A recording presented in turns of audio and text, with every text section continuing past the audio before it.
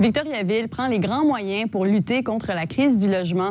Elle a mis sur pied un nouvel organisme à but non lucratif pour offrir plus de résidences abordables à ses citoyens. Les détails avec Jean-François Dumas. Outre la centaine de personnes en attente d'un logement social à Victoriaville, des dizaines d'autres tentent aussi, en vain, de dénicher un logement abordable.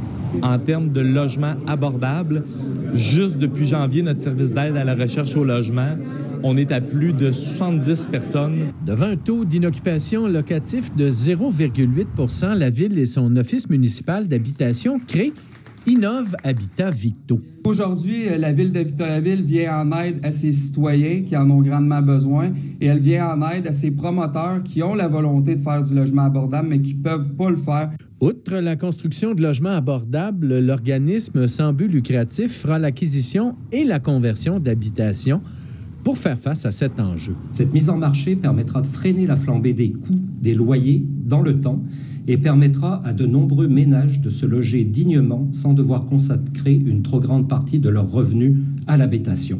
La Caisse des jardins des Bois-Francs injecte 350 000 $ dans l'initiative. C'est grâce à nos membres qui nous font confiance qu'on est capable d'investir puis de redonner à la communauté. Ouverte à consentir des crédits de taxes pour certains projets, la Ville dit avoir identifié environ 200 terrains publics et privés destinés à de nouvelles constructions sur son territoire. Et le prix de ces logements abordables respectera un barème bien précis. Quand on va parler d'abordabilité, on va se référer au loyer médian sur le territoire. Pour mettre des chiffres concrètement, on parle d'environ 600 $ pour un 3,5, 750 $ pour un 4,5.